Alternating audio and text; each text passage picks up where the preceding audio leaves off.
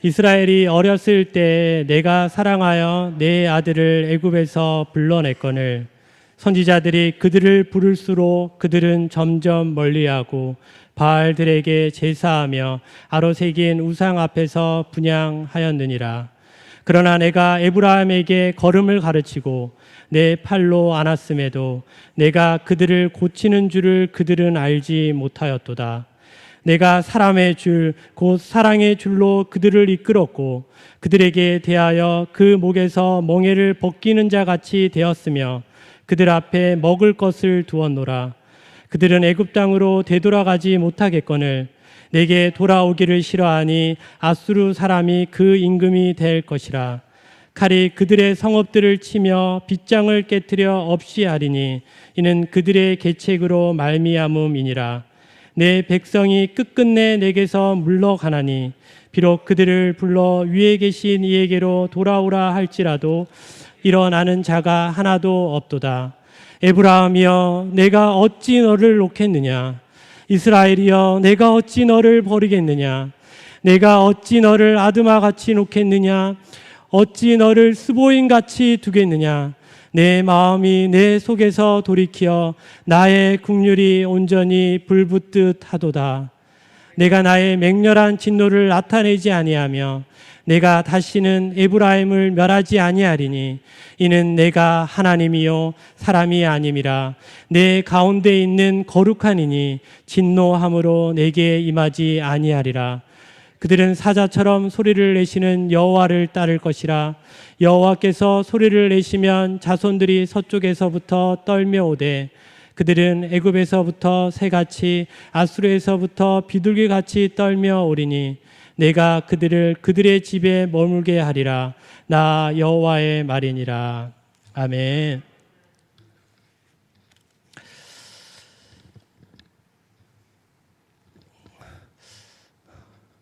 여러분들 그 부모님하고 전화 통화 혹시 자주 하십니까?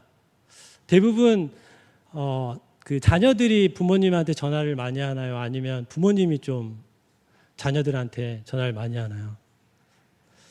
아마 대부분의 가정이 마찬가지일 것입니다. 저도 저희 이제 부모님이 저한테 이제 자주 전화를 하시는데요. 아버지보다도 저희 어머님께서 자주 전화를 하십니다. 그러면 항상 전화가 끝나기 전에는 항상 이런 표현을 저한테 해주시는 부분이 있어요. 아들, 하늘과 땅만큼 사랑해. 이렇게 말을 들으면 뭔가 힘이 너무나 솟구치는 것 같아요. 저도 약간 좀 묵뚝뚝하지만 적어도 한 3번에서 한 4번 정도 이렇게 어머니께서 표현하실 때 저도 한 번 정도는 이렇게 좀 표현을 합니다. 엄마, 나도 사랑해. 이렇게 표현을 합니다. 여러분, 사랑이라는 말은 정확하게 어떤 의미가 있을까요? 성경에서는 이 사랑에 대해서 그 헬라어로서 4가지 단어를 보여주고 있습니다. 이제 성적인 어떤 사랑을 나타내는 건 이제 에로스의 어떤 사랑이고요. 그리고 친구들 간의 어떤 우정을 나타내는 것은 필레오입니다. 그리고 이제 가족에 대한 어떤 사랑, 어떤 친족에 대한 어떤 사랑, 이제 동포에 대한 어떤 사랑 같은 경우에는 이제 스토르게라는 이제 이런 단어를 쓰고 있습니다. 그렇다면 성경에서 하나님의 이 사랑은 어떤 단어로 쓰게 되냐면요, 아가페에 대한 사랑으로 쓰고 있습니다. 근데 우리가 영어 성경을 보게 되면 이것들이 그냥 러브로라는 한 단어로 합쳐져 있다 보니까 우리가 때로 이렇게 혼동이 이제 될 수가 있습니다. 그렇다면 하나님의 이 아가파의 사랑은 정확하게 무엇인지를 우리는 이 호세아서를 통해서 살펴보려고 합니다. 그러면 먼저 우리가 봐야 될 부분이 뭐냐면요, 성경 전체 가운데서 이 호세아에서는 어떤 의미를 가지고 있는가, 그리고 어떤 배경이 있는지를 우리가 먼저 살펴보아야 합니다. 하나님께서는 이스라엘 백성을 선택을 하십니다. 그러면서 하나님께서 어떻게 말씀하시냐면 이렇게 말씀하십니다. 내가 너희의 하나님이 되고 너희는 내 백성이 될 것이다. 그러면서 하나님께서 이렇게 말씀하십니다. 너는 나 외에는 다른 신을 두지 말지니라. 이렇게 말씀하십니다. 이거를 제가 정리해서 좀 말해보자면 이런 말입니다. 만일 내가 너희의 하나님이 된다는 것은 너의 유일한 하나님이라는 것입니다. 그 외에 다른 것을 절대로 두어서는 안 된다는 것입니다. 그래서 하나님께서는 이 이스라엘 백성을 이렇게 좀 표현합니다. 나는 너의 남편이다. 이제 부부 관계로서 이렇게 표현하는 부분들이 많습니다. 그리고 신약 성경에서는 이 교회를 뭐라고 여러분 하나요? 그리스도의 신부라고 표현합니다. 그만큼 친밀한 관계라는 부분들을 표현하는데요. 그런 것처럼 하나님은 이 결혼 관계를 통하여서 호세아를 통해서 우리에게 무엇을 말씀하셨는지를 좀 더 내비쳐 주고 있다라는 것입니다. 여러분도 잘 아시다시피 호세아는 호세아는 누구를 취합니까? 음란한 여인 고멜을 취합니다. 이것을 통해서 우리가 무엇을 봐야 하냐면 그 당시에 이스라엘 백성이 음란했다는 것들을 봐야 한다는 것입니다. 이 호사의 시대 이 배경 가운데서는 어떤 부분들이 우리가 또 살펴봐야 되냐면요. 호세아는 우시아와 요단과 또 아하스와 히스기야 이 4대 왕에 걸쳐서 이 사역을 펼치고 있습니다. 그런데 앞서 이제 3대 부분에까지 그 우시아와 요단과 그 아하스까지는 이스라엘 백성이 어디에다가 이제 제사를 지내면요. 그 이방 제단을 세워놓고 하나님 외에 다른 신을 쫓고 있는 부분들입니다. 히스기야 때야 돼서야 이 이방 제단이 허무는 사건이 벌어지는데, 그렇다면 호세아가 사역하고 있는 전반적인 부분에 우리가 하나님을 남편으로 보고 우리가 이제 아내로서 본다면 이스라엘 백성은 어떤 죄를 저지르고 있냐면 바로 바람을 피고 있는 현장입니다. 불륜의 현장이라는 것입니다. 여러분, 결혼한 사람이 지금 아내가 다른 남자하고 불륜을 저지르고 있다면 그거를 알고 있는 한 남자는 얼마나 고통스러울까요? 지금 하나님의 그 심정이 지금 그렇다라는 것입니다. 그래서 호세아를 통해서 우리 이 하나님의 심정을 보아야 한다라는 것입니다. 그래서 제가 이제 호세아의 내용을 좀 더 이해하기 쉽게끔 4개의 장면으로 좀 설명을 하려고 하는데요. 현대적인 어떤 드라마의 어떤 한 장면으로서 좀 제가 좀 표현해 보려고 합니다. 그러다 보니까 약간 좀 저의 어떤 상상력도 들어갔던 부분이 좀 있음을 먼저 고백을 합니다. 첫 번째 장면은 어떤 장면이냐면 결혼식의 장면입니다.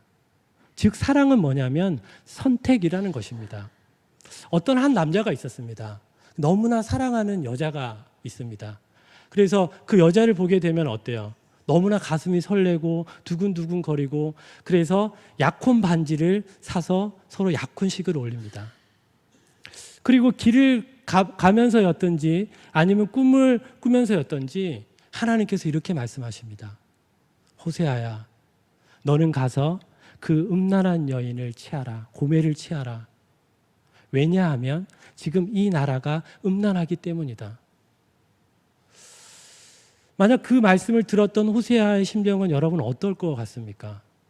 너무나 황당하고 너무나 당혹스러울 것입니다. 내가 사랑하는 그 여인이 불륜을 저지른다고, 그리고 음란한 자식을 낳게 된다고, 그리고 이 여자는 하나님의 말씀에 그 호세아는 하나님의 말씀에 순종해서 결혼식을 선택을 합니다. 사랑을 선택하기로 선택을 합니다. 그리고 이제 결혼식이 이제 올려집니다. 그래서 주례사가 이렇게 얘기합니다.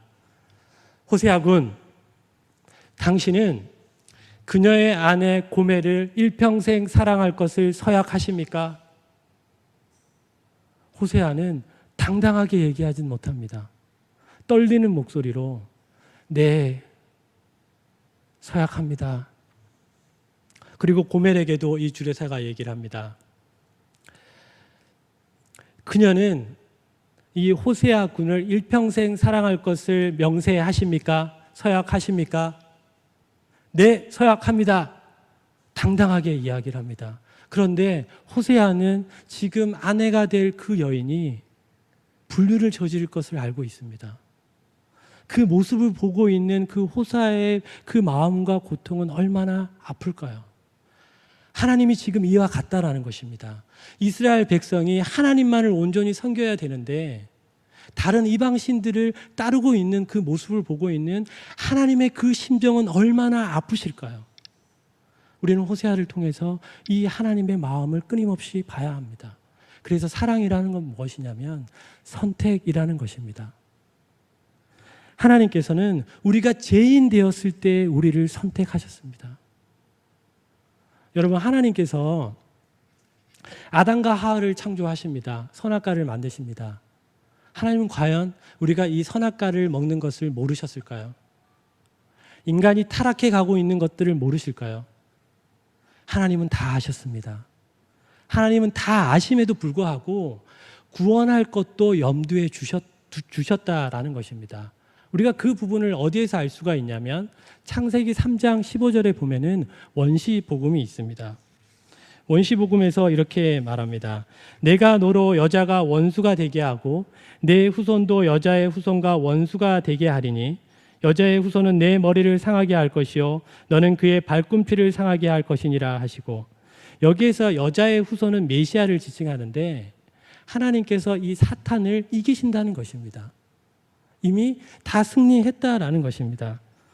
결론적으로 하나님은 다 아시고 우리를 지으셨다라는 것입니다.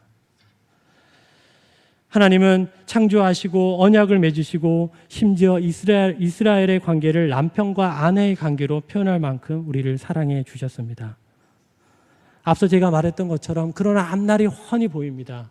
이 백성들이 하나님을 온전히 따르지 않고 이방신들을 따르는 것들이 훤히 보입니다. 그리고 사회 정의가 세워지지 않는 것이 보입니다. 그런 것들을 하나님은 다 아시면서 마음이 얼마나 아프실까요? 얼마나 고통스러울까요? 그래서 우리는 이 첫 번째 장면을 통하여서 우리가 다시 한번 배워야 될 것은 하나님은 우리가 죄인 되었을 때 우리를 너무나 사랑하여 주셔서 죽으시고 그분의 사랑을 보여주셨다라는 것입니다. 이제 두 번째 장면을 제가 좀 이야기하려고 합니다. 두 번째 장면은 사랑이라는 것은 바로 고통이 따른다는 것입니다. 호세아는 고멜과 결혼을 했습니다.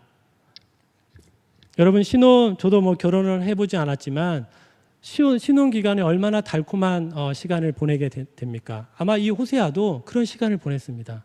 그러나 그 달콤한 시간은 잠깐입니다. 호세아가 이 고멜을 너무나 사랑해서 이제는 집에서 손수 저녁까지 다 차려놓았습니다. 그런데 기다리고 있던 그 아내가 돌아오지 않는 것입니다. 집에 오질 않는 것입니다. 그래서 이제는 그 아내한테 전화를 해봅니다. 연락도 안 됩니다. 그래서 이제 카톡으로 한번 보내봅니다.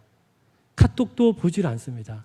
그런데 불현듯 어떤 생각이 떠오르냐면 너는 그 음란한 여인을 취하라. 정말 하나님의 그 말씀대로 지금 내 아내가 불륜을 저지르고 있는 건가? 그 생각이 사로잡다 보니까 이 호세아가 방 안 구석에서 고통스럽게 하나님께 절규하고 있습니다. 하나님 왜 나에게 이런 고통을 허락하고 계십니까? 여러분, 이 장면을 통해서 우리는 뭘 보게 됩니까? 뭘 볼 수 있을까요? 예수님께서는 십자가를 향해서 가고 있습니다. 그리고 이 겟세마네 동산에서 기도를 하십니다. 하나님 아버지, 나의 원대로 하지 마시옵시고 하나님의 원대로 하옵소서. 이 십자가의 그 고통과 그 무게가 얼마나 컸으면 이런 기도를 했을까요? 그러나 예수님께서는 아버지의 원대로 하옵소서라고 이야기를 합니다. 바로 이 사랑이라는 것은 이 고통이 따른다는 것입니다. 호세아는 그런 생각을 했을 것입니다. 그래, 내일 아침이 되면 당장 이혼해야 되겠다. 아니야, 그래도 사랑해야 돼. 이혼해야 돼. 사랑해야 돼. 이 마음이 너무나 끊임없이 오고 갔을 것입니다. 그래서 제가 이 두 번째 장면을 통해서 여러분들에게 지금 이야기하고 있는 부분들은 뭐냐면 이 사랑이라는 것은 고통이 따르고 있다라는 것입니다. 이제 세 번째 장면을 제가 이야기하려고 합니다. 세 번째 장면은 바로 솔선하는 사랑입니다. 내가 사랑을 선택을 했고 사랑의 고통이 따를지라도 끊임없이 그 사랑을 선택하기로 하는 이 솔선하는 사랑의 한 장면을 여러분들에게 이야기하려고 합니다. 구약의 레위기에 보면은 이 간음했던 여인은 가늠했던 사람들은 다 돌로 쳐 죽여야 마땅합니다. 신약 성경에서도 우리 예수님께서 이혼의 가능성의 어떤 한 장면을 열어주신 부분이 있습니다. 간음을 했다면 결혼을 하고, 그와 같이 이 결혼이라는 것은 너무나 어떤 숭고한 어떤 만남인데, 그 외에 다른 사람들하고 어떤 불륜을 벌인다는 것들은 너무나 이것이 올바르지 않다라는 것입니다. 그렇다면 이 호세아도 고멜과 이혼하는 것이 마땅하지 않나요? 하나님도 이스라엘 백성과 함께 언약을 맺었는데, 이스라엘 백성이 하나님을 따르지 않고 다른 신들을 따르고 있다면 이 언약이 파괴돼야 되는 것이 맞지 않을까요? 그래서 하나님은 사랑의 하나님이시지만 또한 공의의 하나님이십니다. 그래서 이 이스라엘 백성을 바로 적군인 아수르에게 넘겨버립니다. 그렇다고 하나님께서는 그렇게 두고만 보고 계실까요? 하나님, 우리가 아무리 하나님을 멀리한다 하더라도 하나님 자신은 그 언약을 깨뜨리시지 않으시다는 분이시라는 것입니다. 하나님은 끊임없이 말씀하십니다. 나는 너의 하나님이 되고 너는 내 백성이 될 것이다. 하나님은 늘 이와 같은 마음이신데 이스라엘 백성은 그렇지가 않습니다. 호세아 11장 7절에 보면 이렇게 말씀하십니다. 내 백성이 끝끝내 내게서 물러가니니 비록 그들을 불러 위에 계신 이에게로 돌아오라 할지라도 일어나는 자가 하나도 없도다. 하나님에게로 돌아오라고 할지라도 돌아오는 이가 없다라고 얘기합니다. 그럼에도 불구하고 하나님은 이렇게 말씀하십니다. 에브라임이여, 내가 어찌 너를 놓겠느냐? 이스라엘이여, 내가 어찌 너를 버리겠느냐? 하나님께서 그의 백성을 절대 놓지 않겠다는 것입니다. 절대 버리지 않겠다는 것입니다. 심지어 이스라엘 자손이 다른 신을 섬기고 건포도 과자를 즐길지라도 여호와가 그들을 사랑하나니 너는 또 가서 타인의 사랑을 받아 음녀가 된 그 여자를 사랑하라.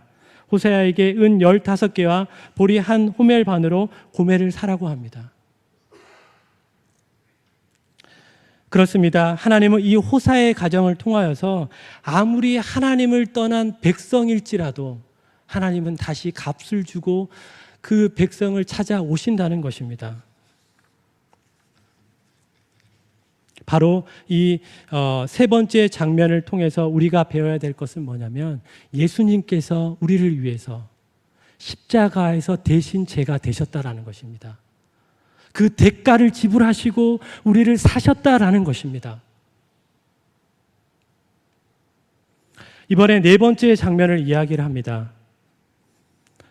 이제 그 성경에서는 이 네 번째 장면이 호세아하고 고멜에 대한 부분이 나타나진 않습니다. 그러나 우리는 이렇게 예상할 수가 있습니다. 이제 그 값을 주고 사왔던 그 고멜과 단란한 가정을 이루고 있는 모습을 상상할 수가 있습니다. 왜냐하면 하나님께서도 그러한 장면을 우리에게 표현해 주고 있기 때문입니다. 호세아 2장 14절에 보면은 하나님께서 이제 타일러서 거친 들로 데리고 가서 말로 위로합니다. 이제 이 백성들을 위로합니다. 거친 들로 단둘이 가겠다는 것입니다. 그리고 위로합니다. 그리고 소망을 주십니다. 이제 더 이상 내가 나를 바알이라 말하지 않고 내 남편이다 일컬을 것이다. 그러니까 더 이상의 이제 그렇게 반역을 하지 않도록 하나님께서 우리를 온전하게 만들어 주신다는 것입니다. 그리고 하나님께서 우리를 너무나 기쁘게 사랑하신다는 것입니다. 그리고 더 이상의 진노가 없습니다. 지금 우리는 이 네 가지의 장면을 보았습니다. 첫 번째 장면은 사랑은 선택이라는 것입니다. 사랑하기로 선택을 했다면 그 가운데는 반드시 고통이 따르게 되어 있습니다.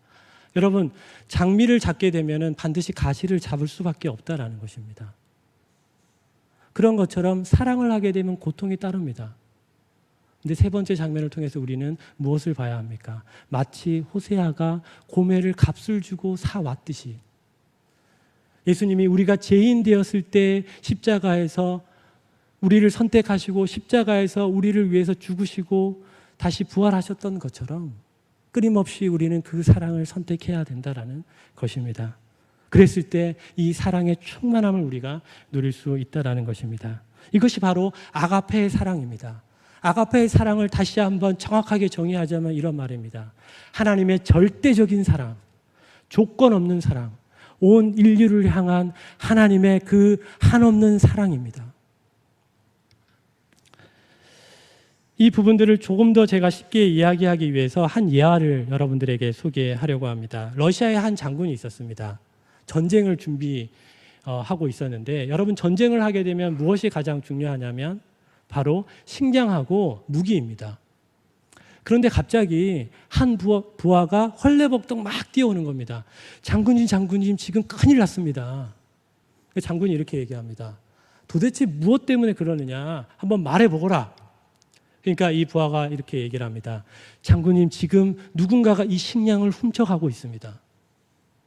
여러분, 이 소식을 듣게 되면 얼마나 화가 날까요? 그 장군이 버럭 화를 냅니다. 가족들부터 해서 모든 부대원들을 다 모아놓고 누구든지 이 식량을 훔치다가 잡히면 끔찍한 책찍질을 벌할 것이다. 그리고 조금 시간이 지난 후에 다시 한 부하가 막 달려옵니다. 장군님, 좋은 소식과 나쁜 소식이 있습니다. 그래? 한번 얘기해 보거라 하니까 이렇게 말합니다. 좋은 소식은 지금 그 식량을 훔치는 범인을 잡았습니다. 아, 잘 됐구나. 그럼 나쁜 소식은 뭐냐? 이 장군이 더듬거립니다. 장군님, 저 더듬 대지 말고 지금 분명하게 얘기해 보거라. 장군님, 저 지금 말해 보거라. 그 범인이 바로 장군님의 어머님이십니다. 여러분, 이 소식을 들었던 장군의 마음이 얼마나 아팠을까요? 한 나라의 장군으로서 공의롭게 일을 처리해야 되지만 나이가 연료하신 이 어머니가 끔찍한 이 채찍질을 받게 되면 죽을지도 모르는 상황 가운데 있습니다. 몇 날 며칠을 금식을 하면서 방 한 구석을 계속적으로 구르고 있는 한 장면이 떠오르지 않습니까? 그리고 이제 이 어머니가 단두대에 올라갑니다. 끔찍한 이 채찍질을 치려고 하는 그 순간에 갑자기 이 왕이 이렇게 얘기합니다. 그 형을 멈춰라. 그리고 갑자기 장군이 자기의 옷을 찢더니 그 어머니 대신에 그 채찍질을 맞았습니다. 장군은 공의롭게 일을 처리할 수 있었을 뿐만이 아니라 어머니에 대한 사랑을 표현할 수 있었습니다. 하나님의 마음도 이 장군과 같을 것입니다. 성경은 우리에게 끊임없이 이 두 가지의 축을 이야기하고 있습니다. 하나님은 바로 사랑이시다. 하나님은 공의이시다. 여러분, 도화선이라고 알 것입니다. 폭발물이 있는데 두 개의 심지가 있습니다. 그러나 여기에서는 하나의 사랑, 하나님은 공의이시다는 이 불이 끊임없이 타들어갑니다. 이 공의 앞에서 어느 누구도 살아남을 자가 없습니다. 또 한 축은 하나님은 사랑이시다. 하나님의 사랑의 그 푯말이 거기에서 불꽃이 끊임없이 들어갑니다. 그리고 어디에서 만나게 되냐면 바로 이 두 불꽃이 끊임없이 들어가다가 바로 그 십자가에서 하나님은 우리를 향한 그 하나님의 그 사랑을 십자가를 통해서 증거해 주셨다라는 것입니다. 그렇게 하나님은 사랑과 공의를 마치 정반대와 같은 그 부분들을 우리를 살리시기 위해서 그 일들을 해 주셨다라는 것입니다. 그렇습니다. 호세아가 음녀가 된 고멜을 사랑하듯이 하나님은 바람난 이스라엘일지라도 하나님은 사랑하십니다. 하나님은 죄인된 우리를 사랑하십니다. 어느 정도 사랑하시냐면 하나님은 죽기까지 사랑하고 계십니다. 우리가 그 사랑 앞에서 다시 한번 여러분과 저의 모습을 돌아보았으면 좋겠습니다. 오늘날의 우리의 세대들은 구약 세대처럼 이방의 어떤 제단을 쌓아놓고 이렇게 숭배하지는 않지만 오늘날의 우상 숭배는 하나님 외에 다른 것을 내 마음 가운데 우선순위를 두고 있고 그것을 쫓고 있다면 그것이 바로 우상입니다.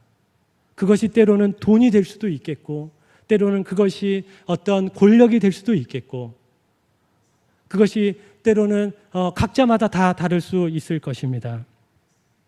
그럼에도 불구하고도 하나님은 그것들을 다 아심에도 불구하고도 여전히 우리를 사랑하고 계시다는 것입니다. 그렇게 행할 것들을 뻔히 알고 계십니다. 그럼에도 여전히 하나님은 우리를 사랑하고 계시다라는 것입니다. 그것이 바로 아가페 사랑입니다. 절대적인 사랑. 하나님이 세상을 이처럼 사랑하사 독생자를 주셨으니 이는 그를 믿는 자마다 멸망하지 않고 영생을 얻게 하려 하심이라. 하나님의 이 사랑입니다. 하나님은 자신의 백성들을 너무나 사랑하셔서 자신의 독생자를 주십니다. 우리가 구약 성경을 보게 되면 삼위일체의 하나님이시지만 성부의 하나님이 많이 좀 드러납니다. 신약 성경은 성자 하나님이 드러납니다. 사도행전의 경우에서는 우리가 오순절 성령 강림 이후에서는 성령 하나님에 대해서 좀 더 많이 드러나는 부분들이 있습니다. 우리는 이 오순절 성령 강림 이후로 살아가는 이 세대들입니다. 그래서 예수님을 믿는 우리 가운데 이제 그 성령님이 함께 내주하셔서 그 사랑이 이제는 충만하게 되었다라는 것입니다. 우리는 누군가를 사랑할 수 없습니다. 우리의 힘으로는 그 일을 할 수가 없습니다. 그러나 그분은 하셨습니다. 그분이 하셨기 때문에 우리가 그 일들을 행할 수 있다라는 것입니다. 내가 하는 것이 아닙니다. 그분이 우리 가운데서 그 일을 행하신다라는 것입니다. 좀 어려운 용어일 수가 있겠는데요. 하나님께서는 십자가를 향해서 갑니다. 이것이 바로 뭐냐면 행하시는 순종입니다. 그리고 십자가에서 당하십니다. 이것이 당하신 순종입니다. 하나님, 예수님께서는 행하셨고 당하셨던 것들을 다 하셨다는 것입니다. 그래서 이제는 그 일을 우리에게 전가해 주시고 그 일들을 우리가 행할 수 있게 한다라는 것입니다. 우리는 원수를 사랑할 수 없습니다. 때로는 우리가 정말 사랑하기 힘든 누군가에게 다가가기도 어렵습니다. 어떻게 다가갈 수 있습니까? 그분이 우리 가운데 온전하게 임할 때에만 우리가 다가갈 수 있다라는 것입니다. 그렇기 때문에 우리가 살아났던 것도 은혜지만 살아가고 있는 이 자체도 은혜입니다.